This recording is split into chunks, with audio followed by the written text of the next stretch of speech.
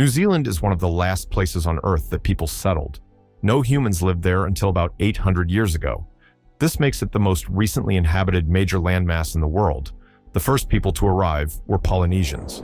They came from other Pacific islands between the years 1250 and 1300. These early settlers traveled across huge distances using wooden canoes. They used the stars, ocean currents, and wind patterns to guide their way. Their skills in navigation were passed down through generations. When they reached the islands now known as New Zealand, they began to build a new life.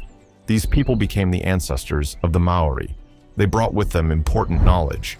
This included how to grow food, how to fish, how to build homes, and how to organize their communities. They had their own social structure. Families were grouped into tribes based on bloodlines. Each tribe had its own land and leaders. These leaders made decisions based on respect and group discussion. Maori people also had strong spiritual beliefs. They believed that nature, land, and people were connected. They worshipped many gods. Each god controlled something important, like the sea, the forests, or the weather. These beliefs helped guide how they lived every day. The Maori built their homes in permanent settlements. These were often located near rivers or the sea. Over time, they also started to build fortified villages called pa. These were placed on hills or raised land to protect against attacks from other tribes. These villages also became places where people held ceremonies, shared food, and made decisions. Maori passed their history and stories down through spoken word. This oral tradition was called whakapapa. It helped people remember where they came from and how they were linked to their land, ancestors, and gods. Through these systems, Maori culture developed its own identity, separate from other Polynesian cultures. It was shaped by the land and climate of New Zealand. This early period built the foundation for all of New Zealand's later history. As the Maori settled across both the North and South Islands, their culture became more organized. By the 1500s, their way of life had grown complex. Each tribe, or iwi, had its own land, leadership, and customs. Leaders were known as rangatira. They were respected for their wisdom, bravery, and ability to lead during times of peace and war. But they could not rule alone. Their power came from the support of the people in their tribe. The Maori had a clear social system. People's status depended on their family background and achievements. One of the most visible signs of this was tattooing. These tattoos, called moko, were worn on the face and body. They showed a person's status, tribe, and life story. No two moko were the same. They were deeply personal and respected as sacred. Warfare between tribes became more common during this time. As groups grew larger, they began to compete for land and resources. Battles were often fought using handmade weapons. Because the Maori did not work with metal, they crafted their weapons from stone, wood, and bone. These weapons included clubs, spears, and cutting tools. Maori warriors trained from a young age and followed strict rules about how and when to fight. One special part of Maori battle preparation was the haka. This was a ceremonial dance performed before battle. It involved chanting, loud stomping, and strong facial expressions. It showed unity, strength, and fearlessness. The haka was also used in other parts of life, such as welcoming visitors or honoring important events. While life could be peaceful, conflict was always a part of the Maori world. But even during times of war, there were rules about how to treat others. Captives were sometimes taken, but often treated with respect. Honor and reputation mattered deeply in every part of Maori life. By the time the first Europeans arrived, Maori society had developed strong leadership, deep traditions, and well-defined ways of life that had lasted for centuries. The first Europeans to reach New Zealand arrived in 1642. The Dutch explorer Abel Tasman led the expedition. His ships came near the northwestern coast of the South Island. When they entered what is now called Golden Bay, they saw Maori canoes approaching. The meeting between the two groups quickly turned violent. A skirmish broke out, and 4 of Tasman's crew members were killed. Tasman decided to leave without going ashore.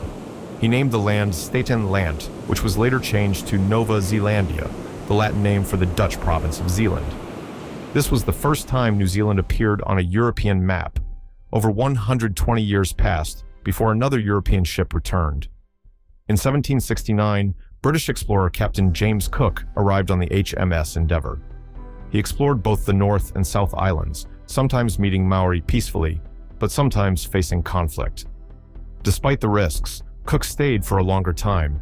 He carefully mapped the coastline, which helped future explorers and traders find their way. Cook returned to New Zealand on later voyages, and his maps were used for decades. Soon after Cook's visits, French and other European ships also began to arrive. Most of them were involved in whaling or trading. They exchanged goods like iron tools, clothing, and firearms for local products such as timber, flax, and food. While most interactions were peaceful, some ended in violence.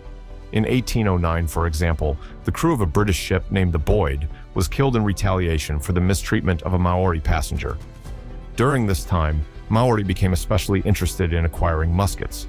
These guns gave tribes an advantage in warfare, and demand quickly grew.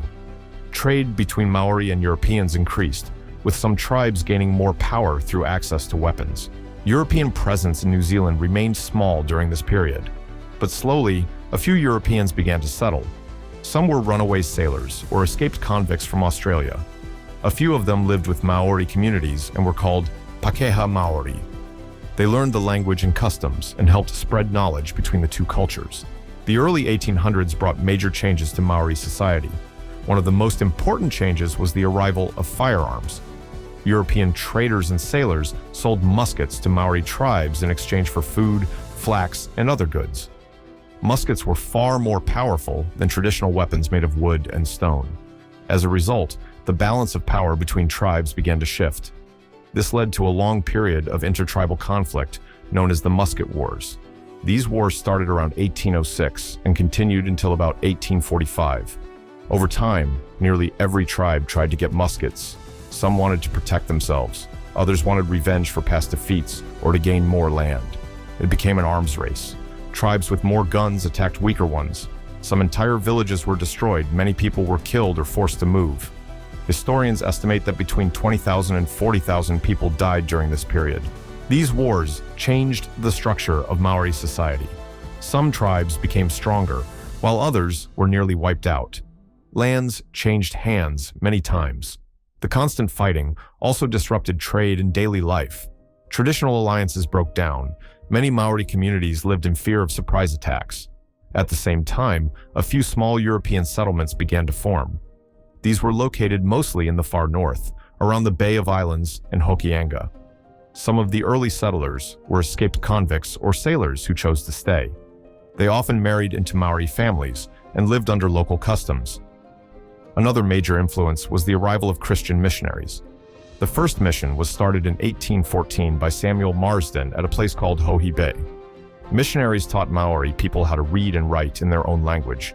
They also introduced Christian beliefs and values. Many Maori leaders saw the benefit of learning to read and write and welcomed these changes. By the mid-1830s, the effects of war, trade, religion, and early settlement had already transformed many parts of Maori life. But much bigger changes were about to come with formal British involvement in New Zealand. By the late 1830s, more British settlers were arriving in New Zealand. Some bought land directly from Maori, often through private deals. One group, called the New Zealand Company, planned to turn large parts of the country into a British colony. They aimed to buy up almost 2/3 of all land, sometimes using unfair methods. Many Maori leaders became concerned. They were not just worried about losing land, but also about how fast British influence was growing. To address these issues, the British government decided to take formal control. In 1840, they sent Captain William Hobson to act as New Zealand's new governor. His main job was to reach an agreement with Maori leaders. On February 6, 1840, Hobson and about 40 Maori chiefs signed the Treaty of Waitangi. More chiefs signed in the following months. The treaty had two versions, one in English and one in Maori. The English version said that Britain would gain full control over New Zealand. In return, Maori would keep ownership of their land and gain the rights of British subjects. The Maori version used different words that suggested a partnership rather than full surrender. Because of these differences, the meaning of the treaty has been debated ever since. The Treaty of Waitangi became the founding document of New Zealand. It officially made the country part of the British Empire, first as part of New South Wales and later as its own colony. It also meant that future land sales had to be approved by the government. After the treaty, more British settlers began to arrive. In the 1840s and 1850s, New towns were founded, including Auckland, Wellington, and Christchurch. These towns grew quickly. Settlers came hoping for land and a better life. But the growing number of settlers put more pressure on Maori land. At first, many Maori welcomed trade and friendship with Europeans. But as more land was taken, tensions began to rise. The promises made in the treaty did not always match what happened on the ground. Disputes over land and power would soon lead to open conflict. As British settlement expanded in the 1840s and 1850s, pressure on Maori land increased. Many settlers believed that land should be used for farming and towns, and they expected Maori to sell it. But land meant more than just property to Maori. It was part of their identity, history, and spiritual life. Most were cautious about selling it, especially as they saw large areas being lost under unclear or unfair deals. The first major conflict between Maori and British forces began in 1845. It was called the Flagstaff War and took place in the far north. It started when a Maori chief named Hon Heke cut down a British flagpole to protest broken promises and British control. The fighting lasted about a year and ended in a ceasefire. However, this was only the beginning. As more settlers arrived, land disputes grew worse. The government continued to buy land, sometimes from individual Maori, rather than whole tribes. This led to confusion and disagreement within Maori communities. In some areas, groups refused to sell land at all, but many settlers and government officials saw this as an obstacle to progress. In the 1860s, the situation became much more serious. A new set of wars, now known as the New Zealand Wars, began. The fighting was centered in regions where Maori resisted land sales. Thousands of British soldiers were sent to New Zealand. They were joined by some Maori who supported the government.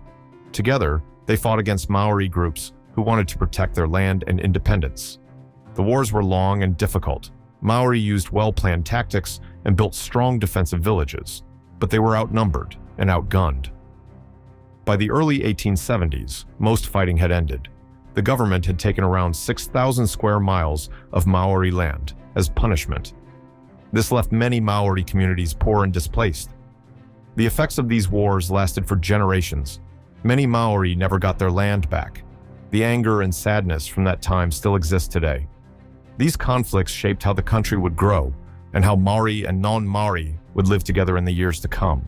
In the mid-1800s, the British government realized that distance from London made it difficult to manage New Zealand directly.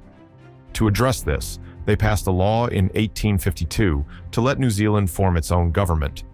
This allowed settlers to elect representatives and make decisions through a local parliament. It was the beginning of self-rule, though Maori had little political power under this system. During the 1850s and 1860s, New Zealand's economy began to grow.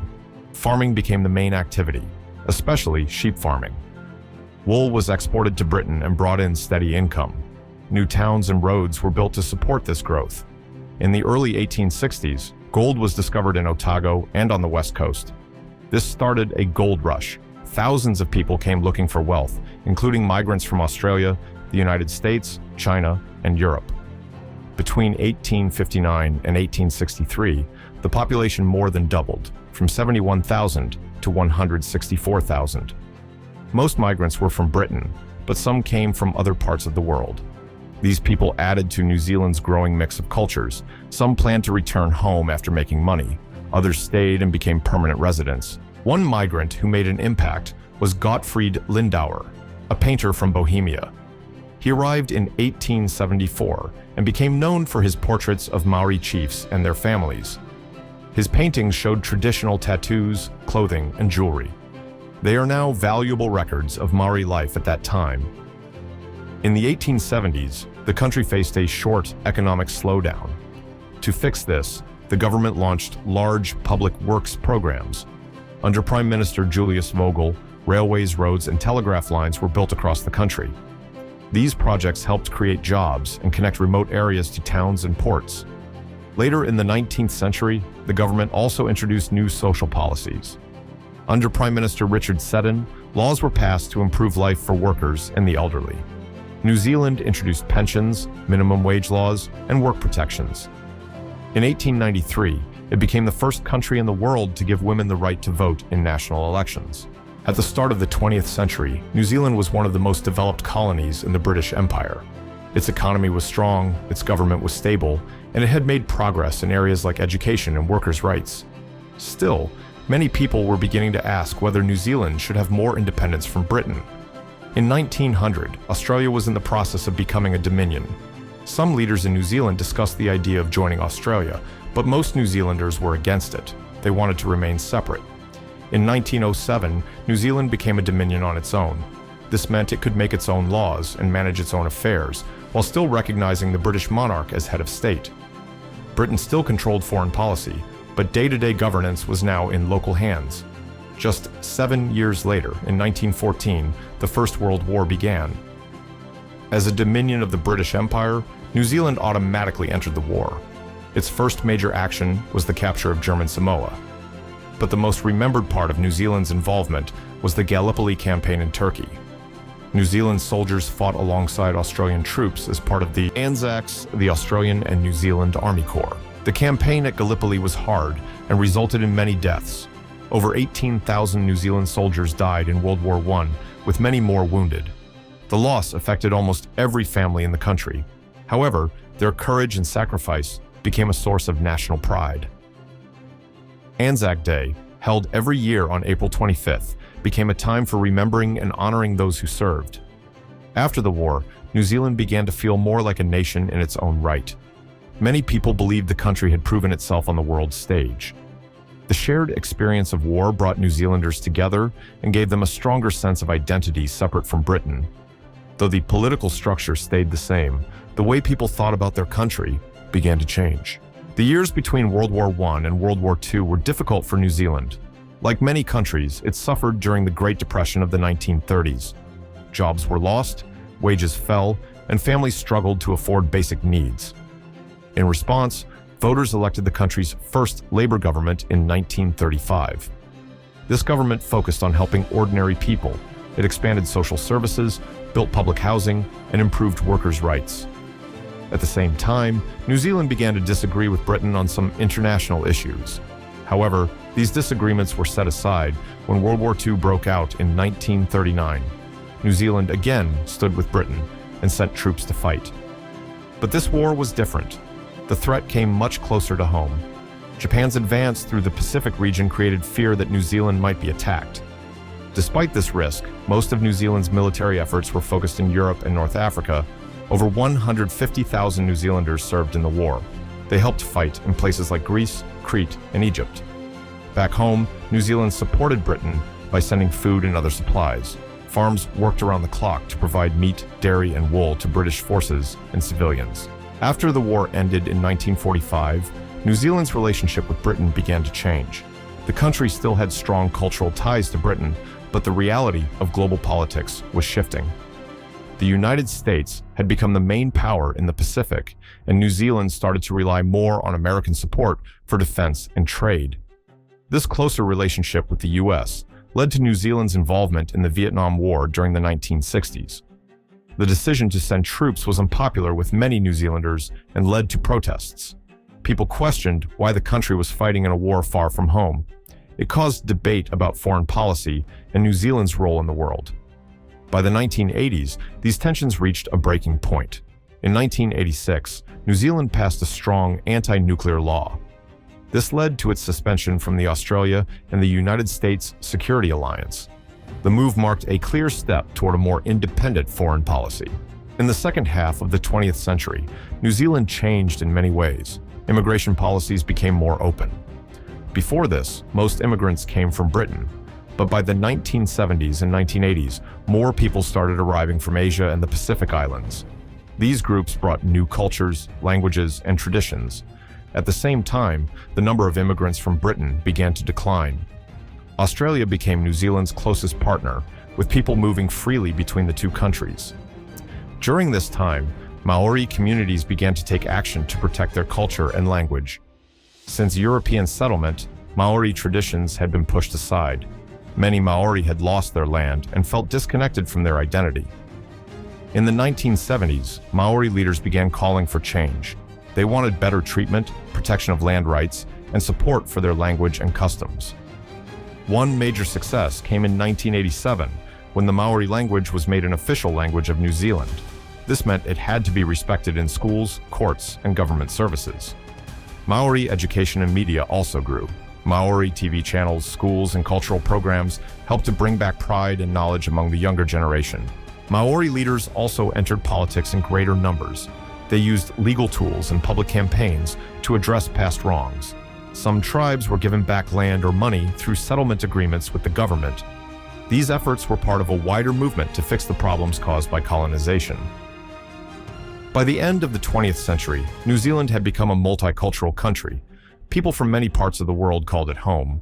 Tourism grew, especially because of New Zealand's natural beauty and outdoor lifestyle. The country became known for being safe, welcoming, and peaceful. Today, New Zealand continues to be shaped by its past. From the arrival of the first Polynesian navigators to the global migrants of the modern era, the story of New Zealand is one of change, resilience, and community. Its people continue to work toward fairness and respect for everyone who lives there. Today, New Zealand is one of the most attractive places in the world to live and visit. Tourists come from around the globe to see its mountains, lakes, beaches, and forests. The country is known for being clean, safe, and peaceful. It also has a strong system of government, public services, and education. These qualities have made it a popular choice for people looking to move and start a new life. But what makes New Zealand special is more than its nature or economy. It is the mix of people and cultures that live together in one country. Māori, Pacific Islanders, Europeans, Asians, and many others have all helped shape modern New Zealand. This mix is part of everyday life in schools, workplaces, and communities. The Māori Renaissance that began in the late 20th century continues today. Māori culture is now widely respected and visible in public life. Traditional ceremonies, language, and customs are part of schools, national events, and even the country's identity overseas. The haka is performed at international sports matches, and Māori place names are used more often in maps and public signs. At the same time, New Zealand continues to deal with the effects of its colonial past. Land claims, treaty settlements, and political debates are still part of national life. But unlike many countries, New Zealand has made legal efforts to recognize these issues and work towards solutions. The Waitangi Tribunal helps to investigate breaches of the Treaty of Waitangi and recommends how to make things right. The country also plays a role in global issues. It is active in climate discussions, peacekeeping missions, and trade partnerships. Although small in size, New Zealand is known for having an independent voice and for standing by its values.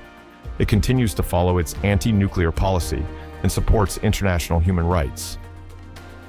In just over 800 years, New Zealand has gone from empty islands to a fully developed and democratic society. Its journey is ongoing, but its foundations, respect for people, nature, and community, remain strong. New Zealand's story is still being written by the people who call it home.